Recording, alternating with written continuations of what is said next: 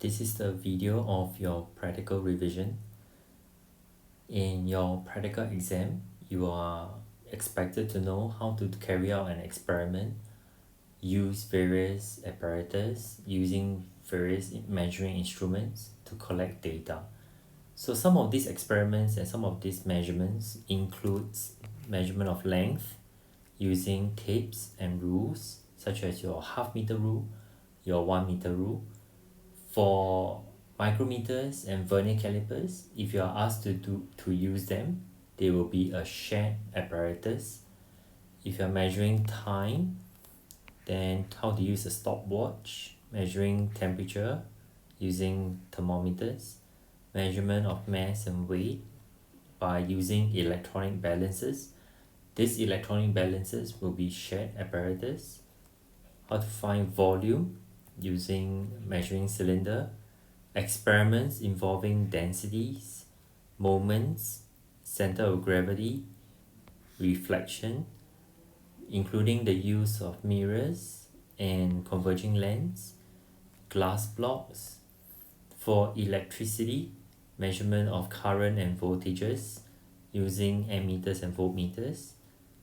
So these are the many types of experiments that you are expected to know for your practical exam.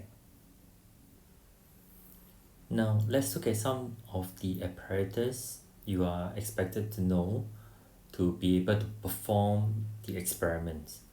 So retort stand, balls and clamp, of course your ruler, graph paper, vernier caliper, micrometer, screw gauge, stopwatch, we are using digital stopwatch in the school, a pivot, plumb line, electronic balances, and Newton meter, measuring cylinder, burette, protractor, lenses, glass block, mirrors, thermometers, batteries, ammeter, voltmeter, jockey, switch, and variable resistors.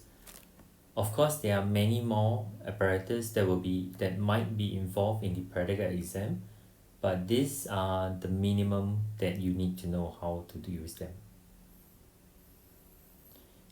The past year's practical exams has tested a wide range of experiments involving mechanics, waves, electricity, and thermal.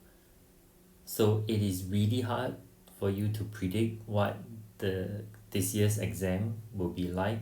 So do not try to predict, but try to learn the proper techniques, the proper experimental skills, how to record data, how to analyze data, and use these skills for your practical exam. Now, before you begin the experiment, do take a look at the apparatus. Definitely check that you have received the correct number of apparatus and the correct type of apparatus. If the apparatus has been set up for you, do check that all your apparatus are working correctly. Now, it is important for you to read the instructions in your practical paper very clearly. After you have set it up, do a trial run. Repeat a few times to become very familiar with the experiment. Then start your data collection. Now, when you do your data collection, it is important for you to use the full range of values that you are required to complete. In most cases, you are required to collect 5, 6, or 7 data points, sometimes more, sometimes less. Make sure you have collected all the required range of values. So for measuring instruments such as ruler, you must record to the correct precision. So for ruler, it is 0.1 cm. So example of recording would be 10.0 cm, 45.2 cm. For stopwatch, it will be the precision of a stopwatch is to 0.01 second. So you need to record to 2 decimal points. So 2.38 seconds, example, 85.32 seconds.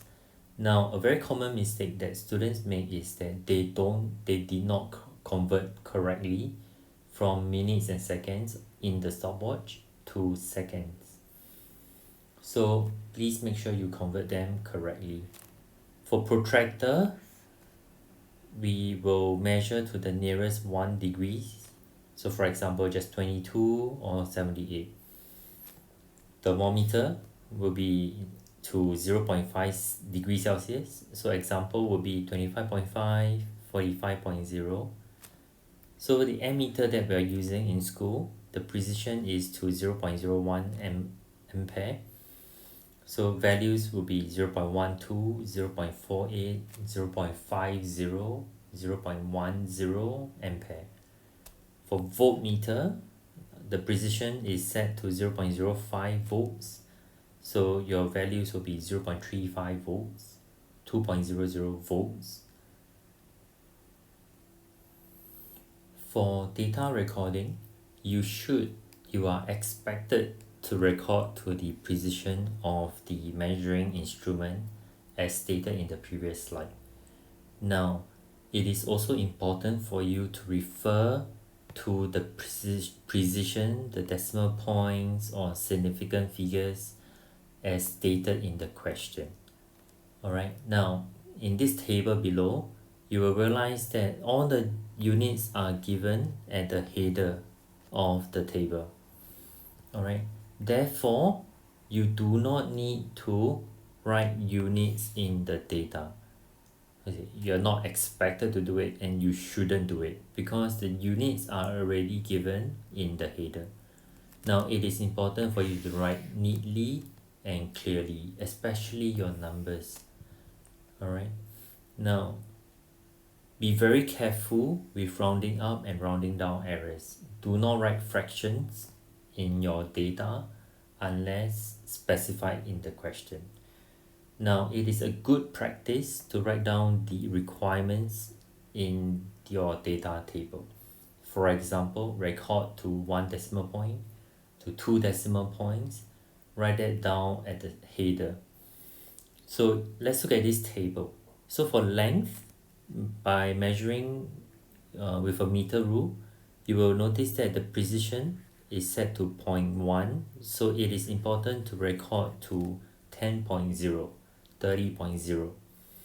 For time, it will be to 0.01 second, and that is why these times are recorded to 2 decimal points here.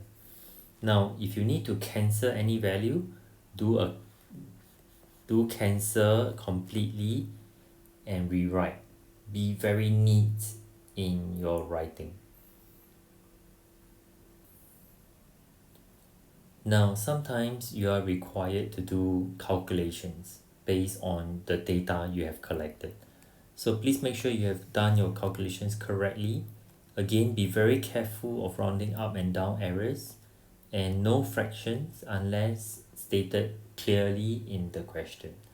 So for example, you have collected the data x/cm, you collected the data t/seconds, and now you are expected to do data calculations. So for example, here we have square root of x. So how do we calculate square root of x? We take 10, we do a square root, we will get 3.16. Now you have to record to the correct decimal point or SF as stated in the question. Now if the question did not state the SF or decimal points required, then you have to use the correct judgment. So for example, times and divide, we will use the smallest SF. Okay, with a minimum of 2 SF. In most cases, we will record to 3 SF, but there are cases where we will record to 2 SF. Now, if the calculations involve plus and minus, then we will use the largest decimal point. Okay, so how do you do t squared? So we will get t squared that will be 15.2 square, and that will give us 231. So how do we get xt? Xt will just be the value of x, value of t, combining to give you that. So that will be 10.0 times 15.2. How do you get t squared x square root? That will be 231 times square root of x will be 3.16. Now, you do not need to show working in the data table, and you should not. Do not show working. Just write your final value corrected to the appropriate SF or DP as stated in the question.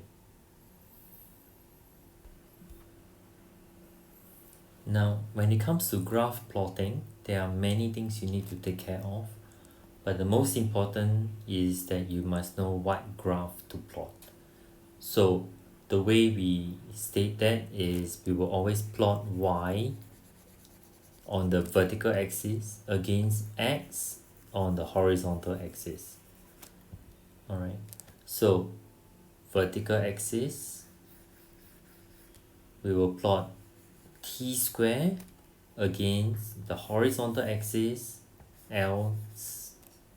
So in this case, this is a graph of t square against L.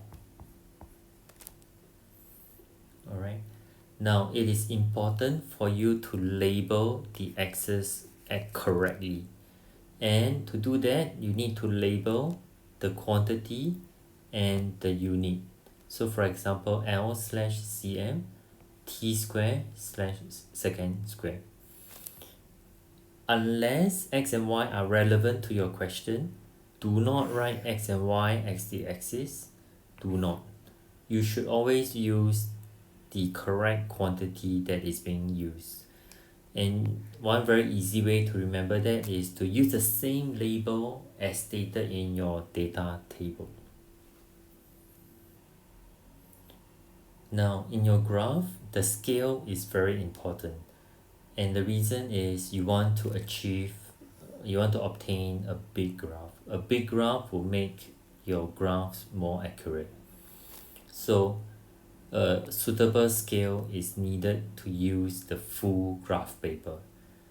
Now, you have to plan such that all your data points must be within the graph. Do not exceed the graph paper.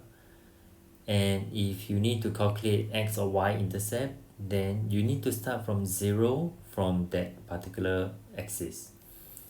It is important to choose easy to read scale. So for example, we usually use 10 boxes to 1 unit, to 2 units, 5 units, 10 units, 20, 50 or 100. These are easy to use scale. It's very easy to read, very easy to plot. Unless stated in the question, avoid using odd numbers or values such as 4, 6, 7, 8, 9, 11, 12, 13, 14 as your scale. It's very hard to read and it's really not recommended. Now, the origin of the graph must be clearly stated. When you plot a graph, each data point should be plotted accurately with 1x. So if you have 5 data points or 6 data points, you are expected to mark out 5 or 6x. Be very careful. If you have only 6 data points, there should only be 6x on your data. Do not draw additional x. You might be penalized for additional x. The graph should occupy at least 50%, if possible 75% of your graph paper. Usually minimum is by 6 by 8 big boxes for your graph. If you need to erase, please erase completely and cleanly. Any extra lines or extra x's will be penalized. Now, Very important, if you have a data point that is obviously off your best fit line, that point can be ignored. But you need to circle that point and label it ignored, not considered. Okay, you have to do that. And do not just leave it without any annotation. After you have plotted your data points, usually we will have 5 to 6 data points for a straight line, 7 to 8 data points for a curve. You need to draw a best fit line. Now, a best fit line is a nice, single, smooth, thin, neat line, and it considers the average of the points. So please remember, draw a nice best fit line. Do not simply connect one point to another. Do not force a straight line when there is an obvious curve. Unless stated clearly in the question, use one single line. Do not use multiple lines. Let's look at some good examples of a graph. So let's look at the first one. The first one, the axes are labeled very nicely. On the vertical axis, t/seconds. On the x-axis, on the horizontal axis, h/cm. Now, in the origin, the values are also stated very clearly for both x and y. And in terms of scale, is using one big box to 0.5 on the horizontal scale and one big box to 2 on the vertical scale. So those are very good, easy to read scales. X are marked clearly, and the best fit line is drawn very nicely. It considered all the points and drew an average line. Now, there is no need to force the line to the origin unless stated in the question or it is obvious in the question. Now let's look at the second one. Again, the axis titles are labeled very nicely on the vertical and on the horizontal. The origin values are also stated very clearly. It's using one big box to 1 on the horizontal axis. It is using one big box to 5 on the vertical axis. X are marked clearly. There is a good spread of data. It's using the entire graph. And in this case, it's an obvious curve. And the best fit curve is drawn. So these are very good graphs. Now let's look at some very bad graphs. Let's look at the first one. Here you will see the data points are centered around the lower left corner. This part of the graph paper is not used. So in this case, the students will be penalized for drawing a small graph and not using at least 50% or 75% of the graph paper. In the second example, the student managed to draw a very big graph, which is good, but there is one data point that exceeded the graph, and the students will be penalized. The other one is that this scale is a very hard to use scale. It is using one big box to 3 units. It's not recommended and you should not do that.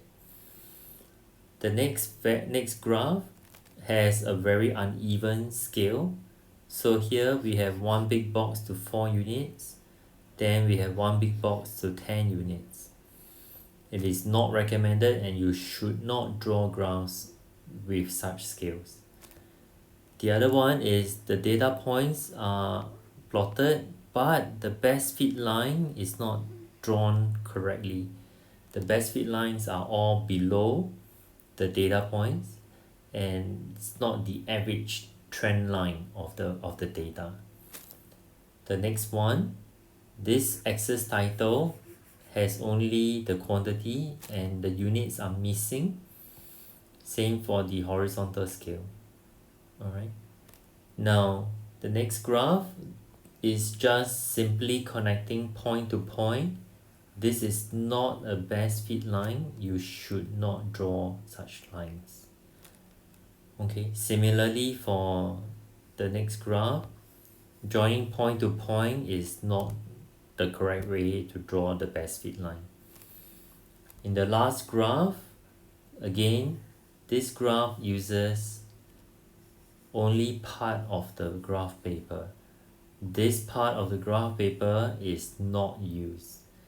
So you should not use such scales. You have to draw a big graph. In most cases, the practical exam will require you to draw a straight line, and from that straight line or the best fit straight line to find the gradient of that line. Now it is important that you draw a big right angle triangle for your gradient triangle. This triangle, or the 2 points that you select for your gradient points, should be at least 50% of your best fit line, or at least 4 big boxes apart. It is okay if you want to use the horizontal and vertical intercepts. Now you have to represent your data points using a circle.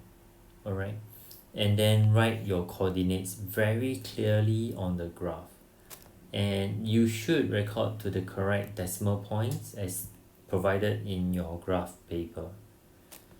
Now it is important that you do not use data from the data table. Do not just write the values of your data table. You should always refer to your graph paper. Then show your working clearly. So a good working will be using points x1, y1 and x2, y2. The gradient equals to y2 minus y1 divided by x2 minus x1 equals your calculation equals to the best approximation, maybe 2SF, 3SF or 4SF. Now usually, unless otherwise stated, we will calculate to 3SF. Let me give you an example of a good gradient triangle. So first, you have to select 2 points that are sufficiently far away from each other, usually 50% of the line or 4 big boxes away. So here, we selected point A, selected point B. You will see that the coordinates are written very clearly. The gradient triangle is drawn clearly. Now I know sometimes it's very hard to draw the triangle on your graph paper, but try your best. Okay, do show the dotted lines to show that you are using this particular gradient triangle. In your working, then using points, which point and whichever point, the gradient equals, here it is change in V over change in I. Then write down your calculation, your working, and then finally your final answer corrected to 3SF over here. Now if you are required to find the value of your y-intercept and x-intercept, then you need to make sure your graph starts from the particular 0 point. So for example, to read the y-intercept, your x-axis needs to start from 0. If you need to read the x-intercept, the y-axis needs to start from 0. If the graph does not start from 0, then you have to use y equals to mx plus c to determine the intercept. So give you an example. To find the y-intercept here, you need to make sure your x-intercept begins at 0. Then this point will be the y-intercept. Now if you look at the other second graph, the value of your x-intercept here is 3. So this is not the y-intercept. Okay, please be very careful. Read the question carefully. Now, if you're asked to find values of your graph, whether is it a curve or a straight line, it is important to show how you get those values. So one way to do it is to draw dotted lines to the curve. So for example, what is the value of y at a particular x?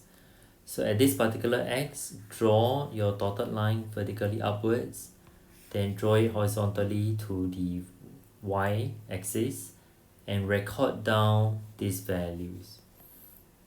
Alright. Strongly recommend you write those values down. Show your dotted line clearly. Alright.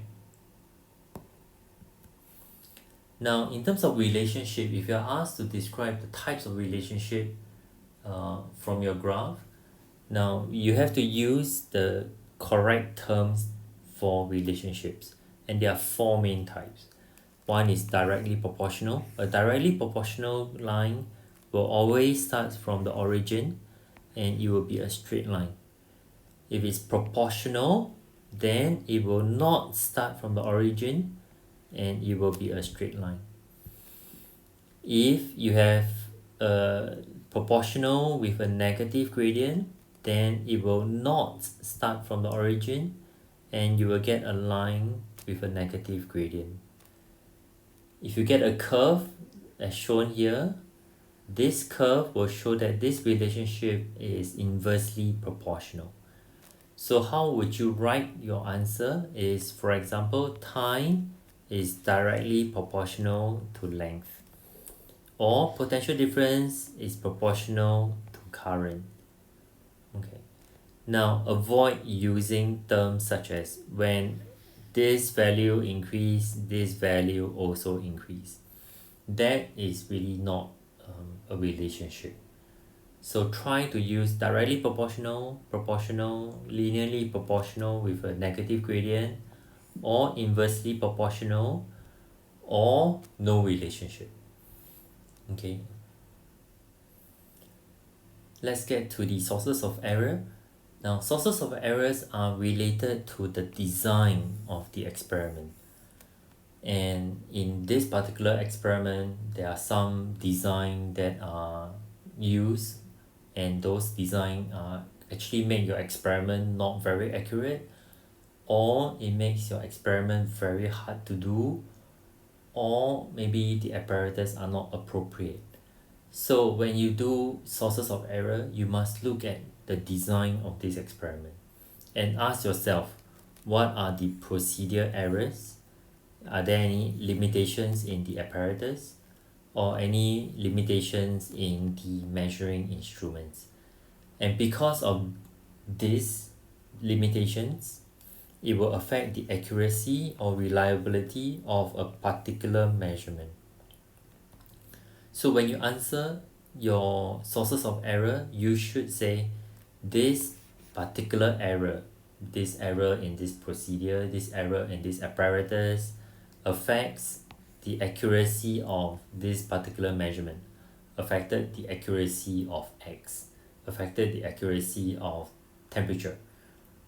So when you're asked to do improvement, how do you improve or reduce this error? Then you will say by using this solution, by measuring by repeating the experiment many times and calculate the average, then this particular measurement of X of temperature will be more accurate or reliable. Now it is important, fan, wind, parallax errors are not accepted sources of errors because these are not part of the design of the experiment. Let's look at some sources of error involving measurements using length. So for example, the error, the 30 cm ruler cannot be held steady by hand close to the spring. So when you use your hand to hold a ruler to measure the length of a spring, your hand is shaking, and your ruler may not be steady. And when you try to measure the 2 points for you to subtract and find the length of X, that's not accurate. So the measurement of length of the spring X has to be estimated. So that is a source of error. So how do you improve? To improve, then you shouldn't hold the ruler at all. you should clamp the ruler near but not touching the spring so that the ruler need not be held by the hand. This increases the accuracy of your measurement. Sources of error involving time. So for example, when you're asked to measure the time taken for 20 oscillations or 10 oscillations, the error, the first few oscillations should be ignored because these initial oscillations may not be steady. So usually when you start to swing, the first 3 swings, you should really ignore them. That's a good experimental technique. Now this is usually not stated in the question. The question will just ask you measure 20 oscillations. But that is a source of error. Okay, you should swing your pendulum, check that it is steady before you start to time. So that is an error. So the improvement, ignore the first 3 or 4 oscillations. Make sure the oscillations are steady, then you measure the time taken.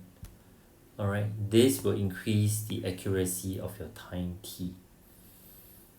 The other sources of error is if let's say you are rolling down something off a wooden plank, then friction between the ball and the wooden plank will reduce the speed of the ball. Okay, this will cause the measurement to be not accurate. So your time that you measure will be longer than it really should be because of friction. So how do you improve? Use a smooth plank or lubricate the plank to reduce the effect of friction, and this will increase the accuracy of time t. A common source of error involving measurements with protractor is it is difficult to consistently align the protractor to, let's say, the spring, the string, and the horizontal. It's very difficult, and this will affect the accuracy of eye. It's quite hard to read the protractor, right? So you should clamp the protractor to a retort stand and position the protractor accurately before taking the measurement. Or you can attach a plumb line to the protractor so that the protractor is aligned vertically, with the 90 degrees mark. Sources of error involving measuring cylinder. So for example, the error could be the precision of the measuring cylinder is 0.5 cm3, and this precision is not enough to capture very small changes, and so this affects the measurement, the accuracy needed for measurement V, for example. Alright, so the improvement, use a measuring cylinder with a smaller precision such as 0.1 cm3, and this increases the sensitivity or precision of the measurement.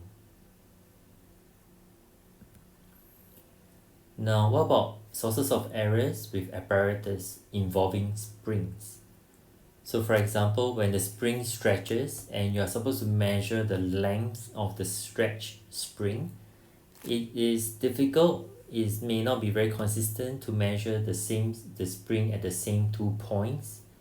Therefore, the length L cannot be measured accurately in a consistent manner. So the improvement, mark 2 points on the spring, very small thin lines on the spring, and you use that as your reference point. And the length of the spring will just be the distance between these 2 thin lines. Now, apparatus involving Newton meter. These are new spring balances to measure force or weight. Now, usually the Newton meter has to be used in a vertical orientation. Sometimes the experiment require you to use the Newton meter horizontal, and this affects the zero error of your Newton meter. So the Newton meter may not start from 0, and therefore it will affect the accuracy of the measurement. So the improvement is to use a digital meter instead. Saves you a lot of trouble. Now, what about apparatus involving retort stands? So the retort stand, if you are asked to make small changes in to the position of the boss, like make the boss higher or lower, the retort stand really does not allow small changes to height. It is not accurate. Alright, therefore it will affect the measurement of L, let's say, or H, the height of the retort stand. So how do you improve is to really repeat the experiment a few more times, do wider range of values, and then take the average of readings, and then this will improve the accuracy and reliability. The other one is that the rod is rather thick, and therefore the center of the rod cannot be determined accurately. And so this affects the accuracy of the measurement of L. The improvement, use a thinner rod. Alright, this will improve the accuracy of the measurement of L. What about light experiments? Sources of errors involving the use of optical pins. Now, when you place optical pins, you have to align them, and sometimes the holes made by the pins on the paper are rather large, and this reduces the accuracy of determining the center of the holes for tracing of the light ray. If you make very big holes, it's really hard to determine where is the center of the hole, and for you to draw your light ray accurately. So this will affect the measurement of X, or this will affect the measurement of the particular angle theta. So use thinner optical pins for improvement. With thinner pins, they will make smaller holes, and this will improve the accuracy to determine the center of the holes. Apparatus involving glass blocks or mirrors. Most of the glass blocks that we have this thing called the bevel edge.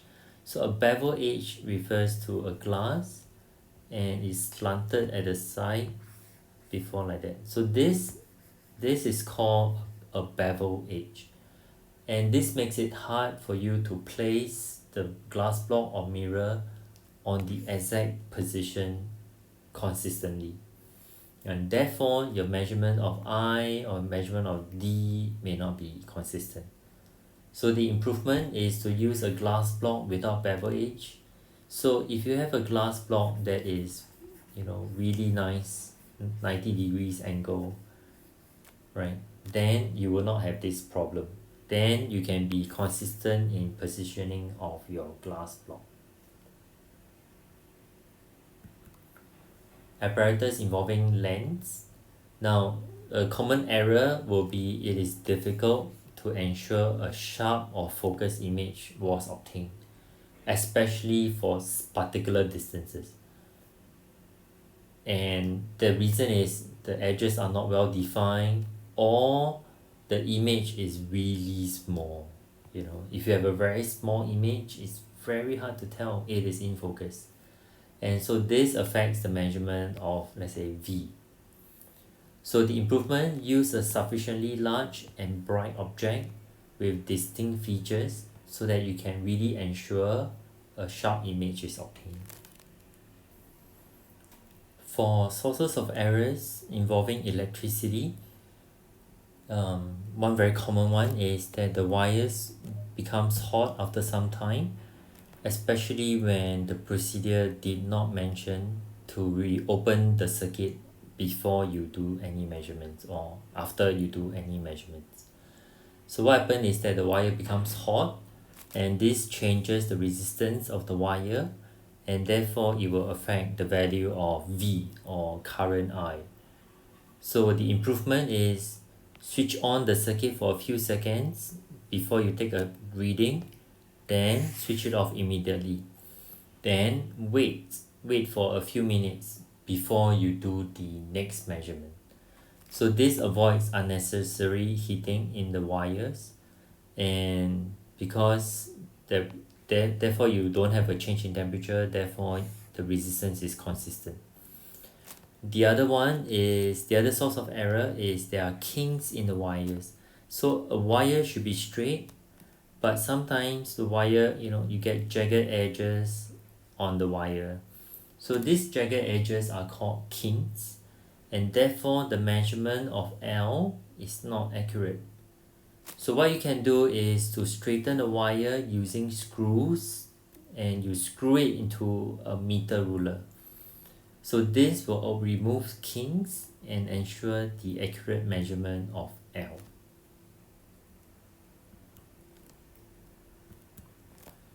Sources of errors with apparatus involving heat. So a source of error could be, there could be heat loss from, let's say, the hot water to the cooler surrounding, and by evaporation. So this causes the temperature of the water to be lower than expected. So an improvement is you can cover the beaker with a lid, or you can wrap the beaker with a jacket or insulation to reduce heat loss. Another error is the solution was not stirred. The procedure did not tell you to stir the solution before you measure the temperature. So this will affect the measurement of the temperature. So the improvement is to use a glass rod to stir the solution before you do any measurement. So let's recap the sources of error. Sources of errors are related to the design of the experiment. If you are asked to do an experiment, there will always be some difficulty in doing the experiment, and that difficulty could be your source of error. So it could be a procedure error. For example, the experiment was only done once, there was no repeat, so you couldn't check. There could be an apparatus limitation or the measuring instrument limitation, and therefore it affects the accuracy or reliability of a particular measurement. So when you answer sources of error, please identify the error and which measurement value it affected, and in doing improvement, then you will say, by using this solution we reduce this error so that this value can be recorded more accurately or reliable. So again, do not use parallax error, do not use fan, do not use wind. So sources of error are usually tied to some difficulty that you experience when you do when you carry out the experiment, or something that causes the experiment to be not accurate. This concludes the video of your practical revision. I wish you all the best and good luck for your practical exam.